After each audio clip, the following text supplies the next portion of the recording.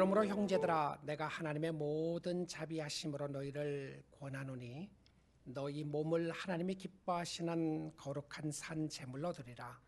이는 너희가 드릴 영적 예배니라.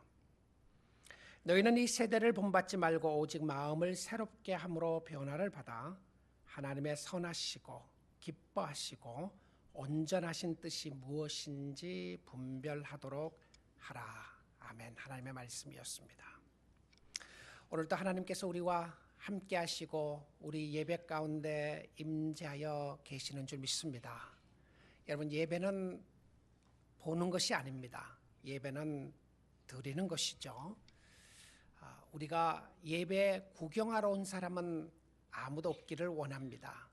하나님 앞에 예배를 드리는 것인데 하나님이 기뻐 받으시는 예배가 있습니다. 우리의 정성도 중요하고 우리의 생각도 중요하지만 어떤 예배를 하나님이 기뻐 받으시는가 질문해 보기 원합니다.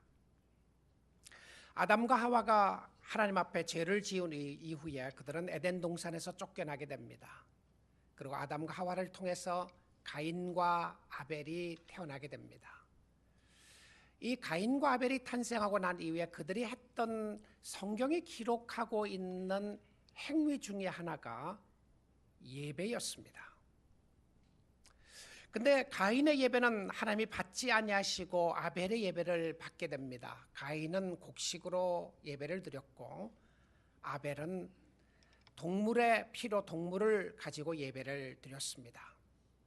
하나님은 곡식은 싫어하고 동물을 좋아하는 하나님이라는 의미가 아니고요.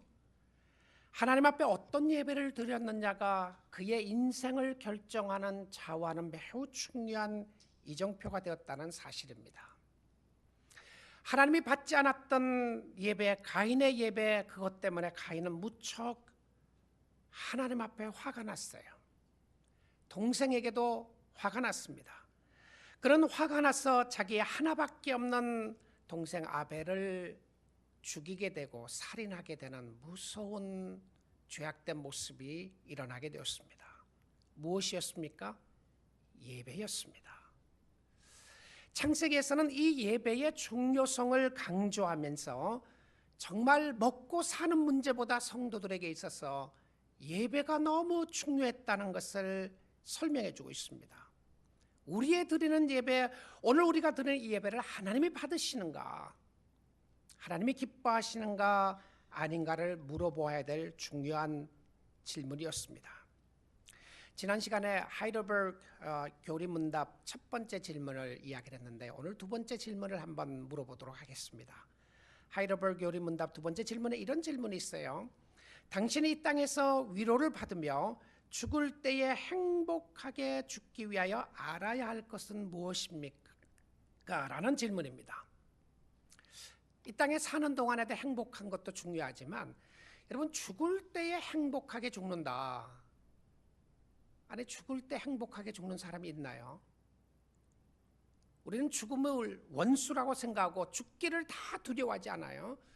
그런데 이 하이델베르그 교리문답에 있어서는 이 땅에 사는 동안에 위로를 받고 행복하게 살고 죽기 위하여 알아야 될 것이 무엇입니까? 라고 하는 질문을 던집니다. 그리고는 답을 세 가지로 이야기를 합니다. 그리고 그 답에 세 가지를 알아야 합니다. 첫째로, 내 죄와 비참함을 알고, 그리고 이 땅에 사는 동안 행복하게 살고 죽을 때도 행복하게 죽기 위해서는 알아야 될 첫 번째가 뭐냐면 나의 죄와 비참함을 아는 것이라고 그렇게 이야기했어요. 죄를 아는 것이 행복의 중요한 잣대라는 사실입니다. 두 번째는요, 내가 어떻게 이 죄와 비참함에서 구원받은 것을 알고, 구원이었어요. 죄로부터의 구원이었고요. 그 두 번째였습니다. 세 번째는 무엇이었냐면 구원을 해주신 하나님께 감사하는 것이다. 우리가 이 땅에뿐만이 아니고 이 땅에서 행복하게 사는 것뿐만이 아니라 죽을 때도 행복하게 죽기 위해서 알아야 될 것은 무엇이었냐면 하나님이 나를 구원하시고 죽을 수밖에 없었던 우리를, 아니 죽어 있었던 우리를 살려주신 하나님이 얼마나 감사한 것인가. 이것이 행복의 잣대였습니다. 여러분, 예배를 통하여 주님 앞에 가까이 갈 수 있기를 원합니다. 그리고 하나님 앞에 감사할 수 있기를 원합니다. 우리가 깨달은 것은 자격 없는 자에게 부어주시는 하나님의 은혜였고 축복이었습니다. 여러분, 잠시 눈을 한번 잠깐만 감아 보십시오. 잠깐 눈을 감으시고요, 이런 말씀을 한번 여러분의 스스로에게 한번 되뇌보시면 좋겠습니다. 하나님 감사합니다. 한번 따라해 보십시오. 하나님 감사합니다. 하나님 살려주셔서 감사합니다. 네, 눈을 뜨십시오. 하나님 감사합니다. 죽어 있었던 나를 살려주신 하나님 감사합니다. 오늘은 주를 기쁘시게 하는 예배의 세 번째 말씀으로 영적 예배에 대한 말씀을 생각해 보기 원합니다. Spiritual worship, 영적 예배입니다. 영적 예배가 뭐죠? 영적 예배. 여러분, 영적 예배라고 하면 경건, 거룩, 혹은 기도, 성령, 이런 생각이 먼저 떠오르지 않으세요? 로마서 1장부터 11장까지는 하나님이 누구시며 우리는 누구인가에 대한 설명을 합니다. 하나님은 거룩하신 하나님이시며 하나님은 인간을 창조하셔서 하나님을 예배하기를 원하셨는데, 근데 사람들은 그 좋으신 하나님을 버리고 사단의 말에 귀를 기울이게 됩니다. 그리고 선을 버리고 악을 택하게 됩니다. 그 결과 모든 사람들은 한 사람도 남김없이 모든 사람들은 하나님 앞에 범죄하게 되고, 범죄의 결과는 죽음이었습니다. 살 수 있는 사람이 하나도 없었어요. 하나님이 죄로 물들어 있고 죄로 말미암아 죽었던 인간을 구원하시기 위하여 자기의 아들 독생자 예수 그리스도를 보내시고, 누구든지 그를 믿는 자에게 영생을 주시는 축복을 허락해 주셨습니다. 그래서 로마서에서는 하나님의 의가 매우 중요했습니다. 내가 어떻게 의롭게 될 수 있는가?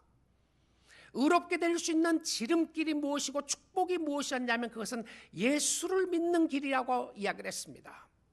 하나님은 자기를 사랑하는 자들에게 은혜를 주시고 또 인도하시고 축복해 주시면서 세상에 그 어떤 어려움도 환난과 핍박과 공고와 죽음까지라도 우리를 그리스도의 사랑에서 끊을 수가 없다고 말씀하고 있습니다. 왜냐하면 하나님이 잡고 계시기에 누가 끊을 수 있겠느냐라고 이야기를 했어요.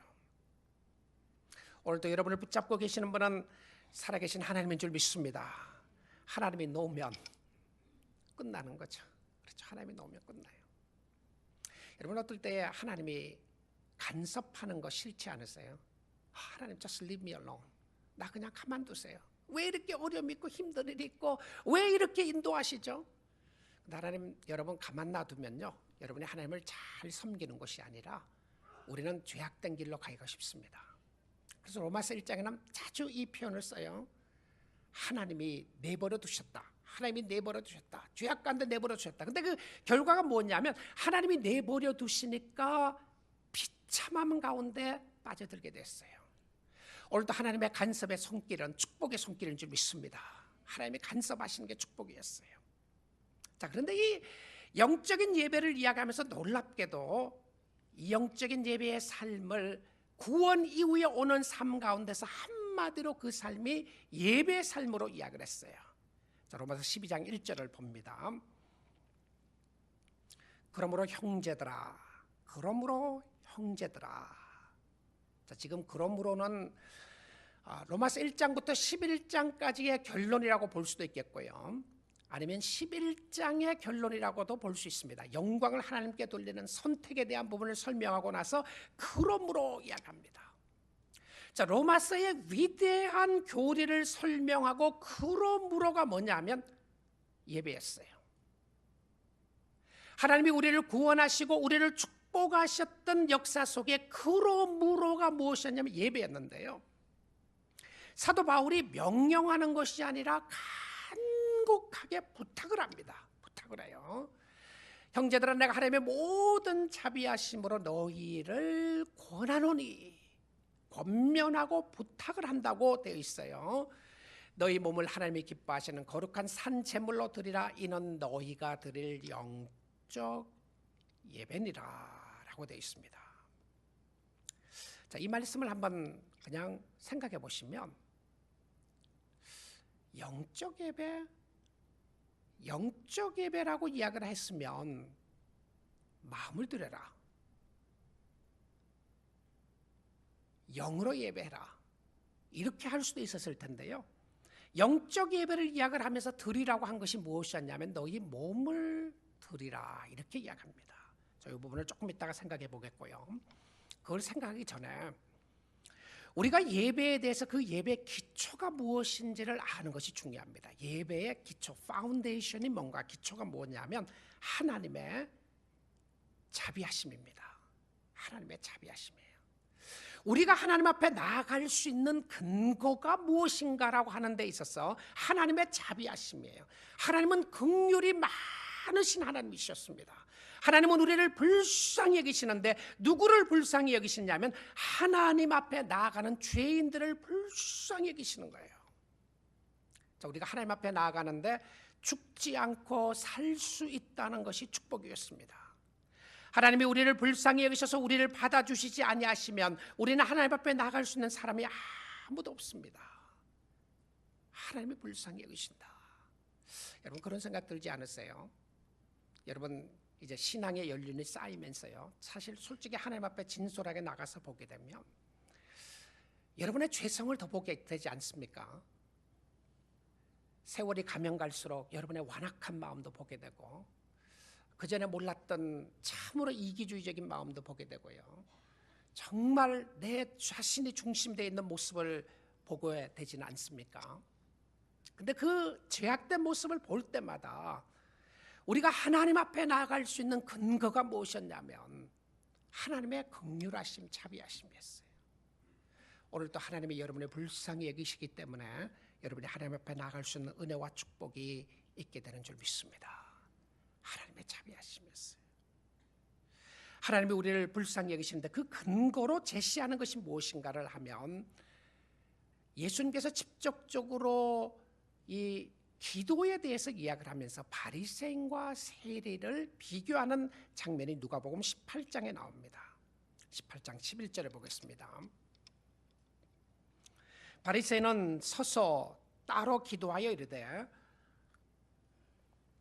하나님이여, 나는 다른 사람들 곧 토색, 불의, 간음을 하는 사람들, 간음을 하는 자들과 같지 아니하고 이 세리와도 같지 아니함을 감사하나이다. 이 기도문을 잠깐 한번 살펴보십시오. 하나님이 받으시는 기도입니다. 누구의 기도를 받는가라고 하는 부분인데요, 여러분 이 기도에 보게 되면 몇 가지 우리가 볼 수 있는 것이 있습니다. 첫째는 고백의 기도가 나와요. 근데 이 고백의 기도 속에 무엇이 나옵니까? 자기의 의에 관한 고백을 합니다. 내가 얼마나 하나님을 열심히 섬기고 율법을 지키고 잘 사는가에 대한 이야기를 해요. 그 다음에 두 번째로 볼 수 있는 것은 무엇이었냐면 이 고백의 기도 속에 감사의 모습이 있어요. 근데 그 감사의 근거를 보게 되면 하나님께 대한 감사라고 하는 것보다는 저 사람과 같지 않음을 인하여 감사하는 모습이 나옵니다. 자, 그리고 나서는 리스트를 또 씁니다. 12절입니다. 나는 일회에 2번씩 금식하고 또 소득의 11조를 드리나이다 하고, 굉장히 좋은 행위였어요. 여러분 일주일에 2번씩이나 금식하고요, 자기의 소득의 11조금까지 드리나이다 라고 하는 리스트를 하나님 앞에 내놓습니다. 자, 바리새인은 자신의 행위로 하나님 앞에 나아갈 수 있는 자격이 있다고 생각한 거예요. 이런 것 하지 않았고 하나님 앞에 이런 것 했다고 선행의 리스트를 하나님 앞에 내놓습니다. 그리고는 감사했어요. 여러분 어떤 의미로 보게 되면 이 사람의 기도가 굉장히 합당한 기도인 것 같은 것처럼 보입니다. 그런데 어떤 마음의 자세가 있는가가 굉장히 중요했죠. 자, 그 다음에 세리에 대한 기도를 소개를 합니다. 예수님이 하시는 이야기예요. 세리는 멀리 있어서, 이 세리가 누구냐면 그 당시에 사회적으로 판단하는 죄인이었습니다. 텍스 컬렉터였죠. 그러니까 그 당시에 사회적으로 이 사람은 죄라고 분류했던 사람이었는데, 세리는 이렇게 기도를 합니다. 멀리 있어서 감히 눈을 들어 하늘을 쳐다보지도 못하고 다만 가슴을 치며 이르되 하나님이여 불쌍히 여기소서, 나는 죄인이로소이다 하였느니라. 자, 우리 결론을 알게 됩니다. 하나님이 받으신 기도는 바리새인의 기도가 아니라 세리의 기도였습니다. 하나님, 내가 주님 앞에 나아가는데 나의 리스트가 무슨 소용이 있겠습니까? 하나님, 나는 주님 앞에 나갈 수 있는 자격이 있는 사람이 아닙니다. 나를 불쌍히 여겨 주시기를 원합니다. 여러분, 오늘 또 주님 앞에 나오면서 혹시 우리는 가득한 버킷리스트를 가지고 오지 않았나 모르겠어요. 하나님, 나는 지난 한 주 동안 이렇게 살았습니다. 아니면 이렇게 살지 못했습니다. 나는 저 사람하고 다릅니다. 나는 한 주뿐만이 아니고 지금까지 내 삶 속에 하나님, 내가 얼마나 주를 위해서 섬기고 주님이 아시지 않습니까? 그래서 주님이 나를 반드시 받아주셔야 하고 축복해 주셔야 합니다. 어쩌면 우리가 가지고 온 수많은 선행의 리스트를 가지고 왔을지도 모르겠습니다. 그러나 하나님이 받으시는 예배와 기도는 하나님의 긍휼하심 앞에 나아가는, 하나님, 나는 자격이 없는, 하나님의 은혜가 아니고서는 할 수 없는 죄인입니다라고 고백하는 긍휼의 기도인 줄 믿습니다. 여러분, 저와 여러분은 세상의 그 무엇과도 바꿀 수 없는 하나님의 은혜와 축복을 주셨는데, 우리가 세상적으로 가지고 갈 것 아무것도 없는 사람들입니다. 더 잘난 사람 없고 더 못난 사람 없습니다. 우리 모두가 하나님의 은혜로 구원받은 사람이기 때문에 그렇습니다. 그런데 이 영적 예배를 드림에 있어서 우리는 무엇을 드려야 하는가? 영적 예배는, 자, 12장 1절 다시 보겠습니다. 자, 우리 같이 한 목소리로 한번 읽어보면 좋겠습니다. 시작. 그러므로 형제들아, 내가 하나님의 모든 하나님이 기뻐하시는 거룩한 산 제사로 드리라. 이는 너희가 드릴 영적 예배니라. 자, 영적 예배는 무엇을 드려야 된다고요? 뭐라고 되어 있습니까? 너희 몸을 드리라고 되어 있어요. 너희 몸을 하나님이 기뻐하시는 산 제물로 드리라. 여러분, 하나님이 여러분의 몸 좋아하십니다. 무슨 의미죠? 이 늙은 몸을, 아니, 하나님이 원하셨더라면 진작 젊었을 때 탱탱할 때 나를 부르시지, 지금 불러서 다 아픈 몸, 이거 죽으면 흙이 되는 이 몸을 왜 드리라고 그러죠? 이거 무슨 소용이 있어요? 이 흙과 같은 이 몸이 무슨 소용이 있겠습니까? 여러분, 혹시 그런 생각 들지 않으세요? 내 이 몸을, 아픈 몸을, 연약한 몸을, 상처가 있는 이 몸을, 약한 몸을 하나님 이거 무엇 하라고 이걸 드리라고 그러죠? 자, 근데 가만히 보시면 너희 몸을 하나님이 기뻐하시는 거룩한 몸을 어떻게 드렸냐면요, 어떻게 드리라고 되어 있죠? 산 제물로 드리라. 이게 말이 안 되는 겁니다. 구약적인 개념으로 보게 되면, 자, 이 부분을 생각을 하면 벌써 제물이라고 하는 의미 자체가 sacrifice를 이야기하는 것은 구약의 개념이죠. 구약의 개념입니다. 자, 그러면 여러분, 구약 성경을 보게 되면 제사를 드릴 때에 살아있는 동물을 제사하게 했습니까? 아니면 동물을 죽여서 제사하게 했습니까? 네, 동물을 죽여서 피를 뿌리게 하고 죽은 제사 동물들을 화제로 드리기도 하고 번제도 드리기도 하고 죽은 것을 드렸어요. 근데 여기에 보니까 뭐라고 되어 있냐면, 너희 몸을 하나님이 기뻐하시는 거룩한 살아있는 living sacrifice입니다. 살아있는 제물로 드리라. 살아있는 것으로 드리라고 그랬어요. 자, 영적인 예배는 놀랍게도 우리의 몸을 하나님 앞에 드리는 것이었어요. 자, 이게 무슨 의미죠? 이게 무슨 뜻입니까? 자, 한번 좀 생각해 보기 원합니다. 첫째로는요, 몸이라고 하는 것은 나라는 사람을 이야기합니다. 나를 이야기해요. 그래서 이 몸을 드리라고 하는 것은 자신을 드리라는 것입니다.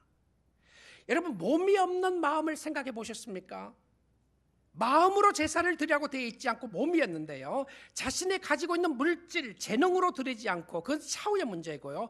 먼저 중요한 것은 네가 사랑하고 있는 너 자신, 너의 몸을 드리라고 되어 있습니다.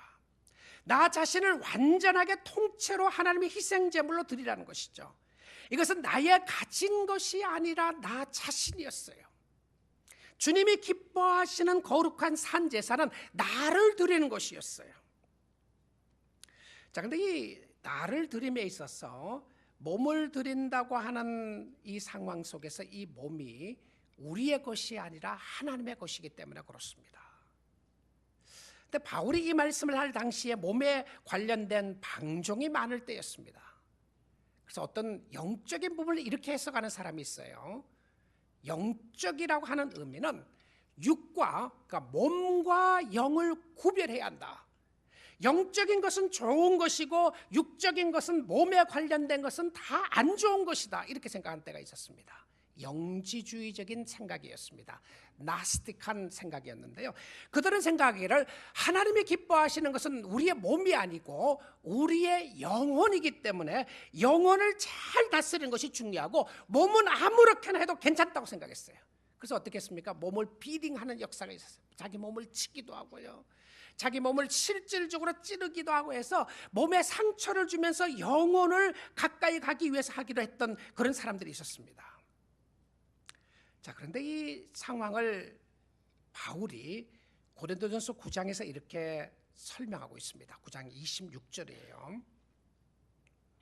그러므로 나는 다름질하기를 방향 없는 것 같이 아니하고 싸우기를 허공을 치는 것 같지 아니하며 내가 내 몸을 쳐 복종하게 하면 내가 남에게 전파된 후에 자신이 도리어 버림을 당할까 두려움이로다. 여기서 바울이 자신의 몸을 쳤다고 해서 이것은 자신의 몸을 실질적으로 자기를 쳤다는 그런 의미가 아닙니다. 자기의 몸을 순종하도록 만들었다는 거예요. 순종하도록요. 여러분, 우리가 영적인 일을 할 때에 우리의 몸이 말이 안 들을 때가 있어요. 게으를 수가 있고요, 하기 싫을 때가 있고 가기 싫을 때가 있습니다. 그래서 그는 자신의 몸을 쳐서 하나님의 일을 할 수 있도록 복종시킨다고 했어요. 여러분, 은혜 받고 섬기려면 몸이 있어야 합니다. 여러분, 이 땅에서 주님을 잘 섬기려면 여러분의 몸의 건강이 중요합니다. 그뿐만이 아니고 여러분의 몸을 하나님 앞에 드리는 것이 매우 중요했어요. 여러분, 예수님이 이런 말씀을 하셨죠. 내가 마음은 원이로되 육신이 약하도다. 언제 그 말씀을 하셨나요? 예수님이요? 예수님이 겟세마네 동산에서 기도하는 가운데 제자들에게 했던 말씀이었습니다. 마음은 원이라도 육신이 약하도다고 했을 때 그 육신이 무엇을 했습니까? 기도하지 않고 잤습니다. 그래서 깨어있지 못하고 기도하지 못했던 상황을 이야기를 하는데, 우리의 몸을 쳐서 하나님 앞에 복종시킨다고 하는 것은 우리의 몸을 악의 병기로 드리지 않고 의의 병기로 드리는 것을 이야기했어요. 나의 눈, 나의 귀, 나의 코, 나의 입, 나의 발, 나의 손, 하나님의 도구로 쓰임받기를 원합니다 라고 하는 고백이었습니다. 프란시스 해베겔이라고 하는 자매가 있었는데요, 이 사람은 영국에서 1836년도에 목회자의 막내딸로 태어나게 됩니다. 음악가였는데 아버지는 윌리엄 해베겔이라고, 아버지는 작곡가였고요, 오빠는 그 당시에 유명한 올게니스트였습니다. 그리고 이 프란시스 해베겔은 많은 찬송을 썼습니다. 시를 쓰고 그것이 찬송가가 됐는데요, 한 100여 편의 찬송가를 작사했는데 우리 찬송가에 보게 되면 7곡이 나와 있습니다. 우리 찬송가에서 가장 많은 찬송을 쓴 사람은 패니 제이 크로스비가 쓴 찬양인데요, 이 패니 제이 크로스비와 함께 이 프란시스 해베겔이 많은 시를 썼던 자매였는데, 이 해베겔은 몸이 굉장히 약했습니다. 연약한 몸을 가지고 태어났어요. 결과적으로 43세에 젊은 나이에 하나님의 부르심을 받게 됩니다. 의사가 해베겔에게 이런 이야기를 합니다. 당신의 삶이 이제 얼마 남지 않는 것 같다고, 이제 곧 당신이 죽게 될 것 같다는 이야기를 듣고 나서 헤비겔은 이렇게 그 의사에게 이야기를 합니다. 주님이 계신 천국과 가까워지니 참 기쁩니다라고 미소를 지었다고 합니다. 그리고 그녀는 천국을 간절히 사모하며 일생을 살았던 자매였습니다. 그 자매가 찬송가 213장 Take My Life and Let It Be, 그 찬송가 속에서 나오는 나의 생명 드리니라고 하는 찬송가 가사가 있는데요, 이런 가사입니다. 나의 생명 드리니 주여 받아주셔서 세상 살아갈 동안 찬송하게 하소서. 손과 발을 드리니 주여 받아주셔서 주의 일을 위하여 민첩하게 하소서. 나의 음성 들으니 주여 받아주셔서 주의 진리 말씀만 전파하게 하소서. 나의 보화 들으니 주여 받아주셔서 하늘나라 위하여 주 뜻대로 쓰소서. 나의 시간 들으니 주여 받아주셔서 평생도록 주 위에 봉사하게 하소서. 이 찬송가를 쓰게 된 그날 저녁에 한 10여 명의 사람들이 헤베겔 집에 저녁에 초대를 받고 저녁 식사를 하고 있었던 때였습니다. 어떤 사람은 오랫동안 예수를 믿고 있는 사람이었는데 마음에 기쁨이 없는 사람들이 있었고, 예수를 믿지 않는 사람들도 집에 모여서 식사하고 기도를 하고 있는 중이었는데, 그때 갑자기 헤베겔의 마음에 감동이 왔다고 합니다. 그리고 그 감동으로 인하여 하나님 앞에 기도하기를, 하나님 이들에게 다 은혜를 주시고 예수님을 경험하기를 원합니다. 그 기도를 하고 나서 말씀을 나누고 기도 시간을 통해서 성령의 충만함을 받고 다 기쁘게 돌아갔다고 합니다. 그때 그는 자신의 방에 들어가 하나님의 주신 영감으로 찬송을 쓰기 시작했습니다. 그것이 바로 나의 손과 발을 들으니 주여 받아주셔서 Take my life and let it be. 나의 삶을 드려니 주님 받아주시고 주님이 축복해 주시기를 원합니다. 여러분, 43세의 젊은 나이에, 비록 젊은 나이에 주님 앞에 갔지만 그녀의 삶이 하나님으로부터 쓰임받기를 원했습니다. 여러분이 목숨 있고 살아있는 동안에 여러분의 몸을 드리고 마음을 들여서 주님을 섬길 수 있기를 주님의 이름으로 축복드립니다. 자, 영적 예배를 이야기를 하면서 이 로마서 12장에 다시 돌아왔어요. 2절 말씀에 보게 되면 1절을 설명하는 것 같은 것이 2절에 나옵니다. 영적 예배는 몸을 드리는 예배라고 이야기를 하고 나서 그 다음에 이 영적 예배를 설명을 하면서 이렇게 하고 있는 것을 보게 됩니다. 2절입니다. 우리 다 같이 읽겠습니다. 너희는 이 세대를 본받지 말고 오직 마음을 새롭게 함으로 변화를 받아 하나님의 선하시고 기뻐하시고 온전하신 뜻이 무엇인지 분별하도록 하라. 자, 1절과 2절이 쌍으로 엮여져 있는 겁니다. 영적 예배의 해석은 무엇이었냐면, 무엇은 하지 말고 무엇은 하라고 되어 있어요. 무엇을 하지 말려고 되어 있습니까? 몸을 드리는 영적 예배는 너희는 이 세대를 본받지 말고. 이 세대가 어떤 세대이죠? 우리가 살고 있는 이때가 이 세대입니다. 이 세대예요. This generation, this age. 그러니까 우리가 사는 이 세대고 앞으로 오는 세대는 예수님이 오실 때 오는 그 세대를 오는 세대라고 이야기합니다. 이 세대를 이야기를 했어요. 자, 근데 이 세대는 현재가 우리가 살고 있는 세상인데 이 세상은 죄로 물들어 있는 세상을 이야기합니다. 하나님을 떠난 세상이며 나 자신이 하나님이 되어서 살아나가는 세상을 이야기를 하는데, 이 세대를 본받지 말려고 하는 의미는 무엇이냐면 이 세상의 기준과 가치대로 따라 행하지 말라, 이런 겁니다. 영적 예배를 드리는 사람은 누구인가 하면 세대를 본받지 않는 사람이었어요. 자, 그런데 우리는 이 세대를 본받을 수밖에 없게 되어 있습니다. 우리가 이 땅에 살아나가는 동안 우리는 세상의 기준 때문에 좌절하기도 하고 낙심하기도 하고 세상의 기준 때문에 우쭐하기도 하고 교만하기도 하는 모습을 보게 됩니다. 죄의 습성은 이미 세상을 본받도록 되어 있어요. 여러분, 죄를 짓는 것이요, 자연적인 이 땅에 사는 동안에 자연적인 마음에는 죄를 짓는 것이 의를 행하는 것보다 더 쉽다는 것 아세요? 우리는 죄를 짓는 게 너무 유스트가 되어 있는 사람들입니다. 근데 성령의 역사로 말미암아 죄를 짓지 않는다고 하는 것이 기적이에요. 주님을 섬긴다고 하는 것이 기적인데요, 이 세상대로 따라가게 되면 우리 마음대로 살 수밖에 없는 모습을 보게 됩니다. 그런데 이 세대를 예수님이 이렇게 소개를 하고 비유를 했습니다. 마태복음 11장인데요. 마태복음 11장 16절에 보게 되면 이런 말씀을 합니다. 이 세대를 무엇으로 비유할까? 이 세대가 뭔가? 예수님이 하신 말씀이요, 아이들이 장터에 앉아 제 동물을 불러. 그러니까 이 장터라고 하는 것은 마켓 플레이스를 이야기하는 거죠. 놀이터입니다. 사람들이 많이 모여있는 공회와 같은 곳이에요. 아이들이 놀고 있는 거예요. 그래서 친구들을 많이 초대를 했습니다. 불렀어요. 자, 17절입니다. 이르되 우리가 너희를 향하여 피리를 불어도 너희가 춤추지 않고 우리가 슬피 울어도 너희가 가슴을 치지 아니하였다 함과 같도다. 무엇을 이야기하고 있죠?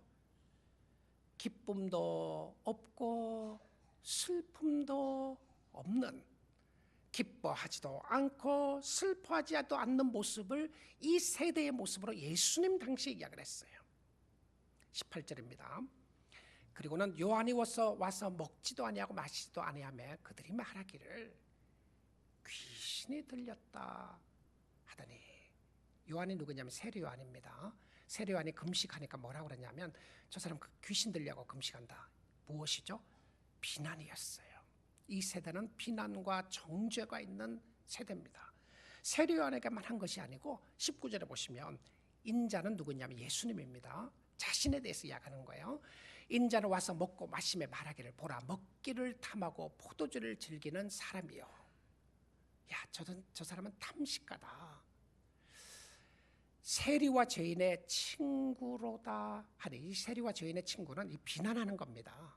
좋은 의미로 쓰는 것이 아니고요. 예수님은 저 사람은 죄인이다.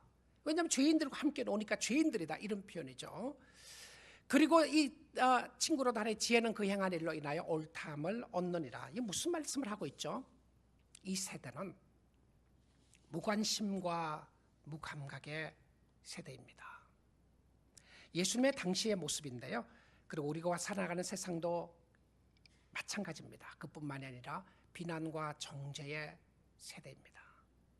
기뻐하지 않고 슬퍼하지 않고, 기쁜 사람과 함께 기뻐하지 않고 슬픈 사람과 슬퍼하지 않고 비난하는 세대를 이 세대라고 이야기를 하고 있어요. 너희는 이 세대를 본받지 말고.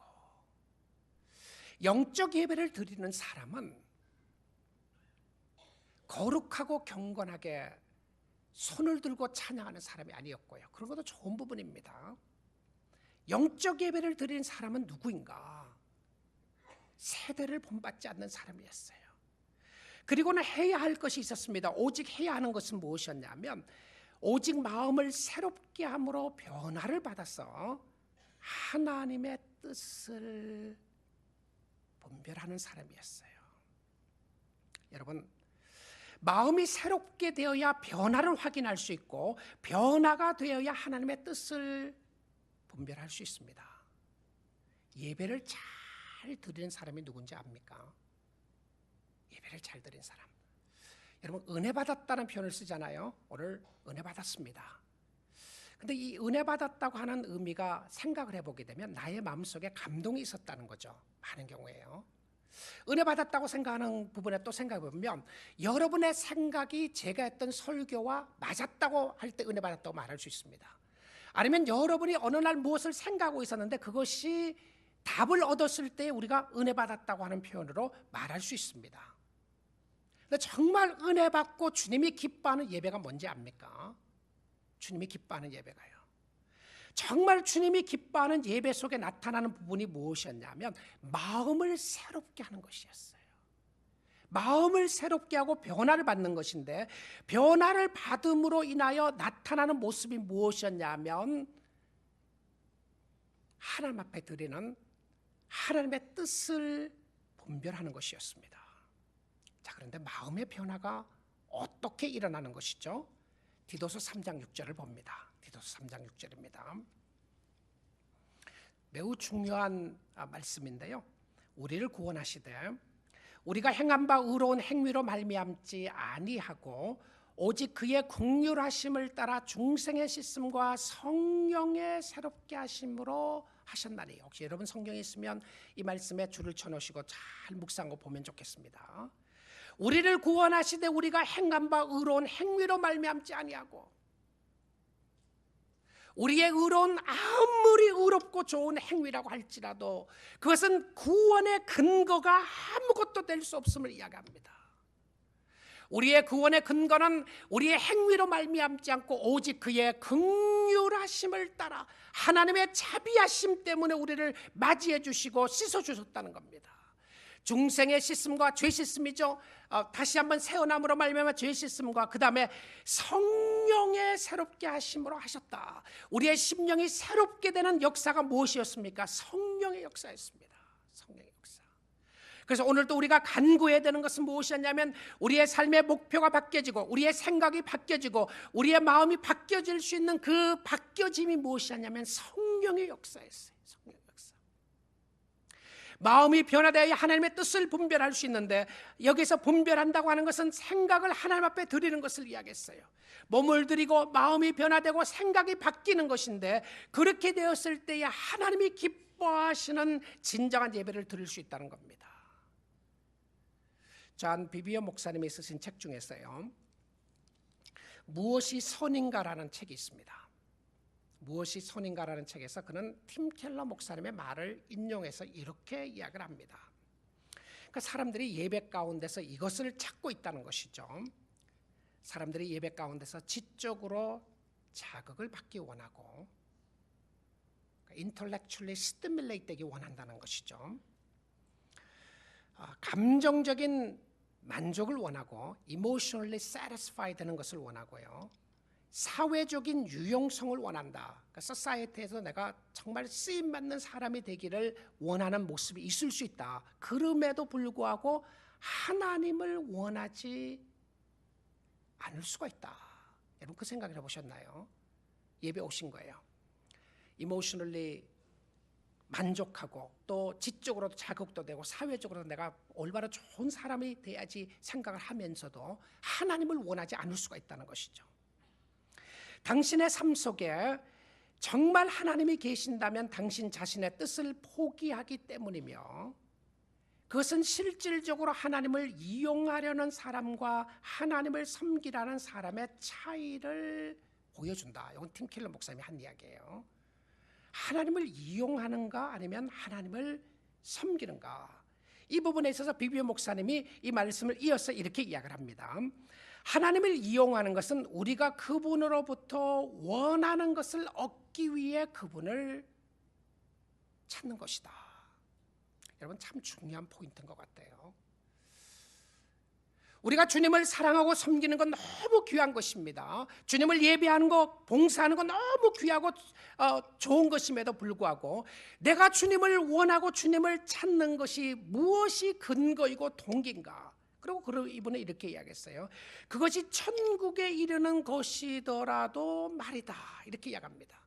내가 영적인 것을 사모한다고 할지라도 주님과 상관없이 영적인 것을 사모할 수 있다는 것이죠. 여러분 그런 모습을 보지 않나요? 저에게도 그런 모습이 있음을 보게 됩니다. 하나님 내가 이거 원합니다. 저거 원합니다. 좋은 기도 제목을 내놓고요.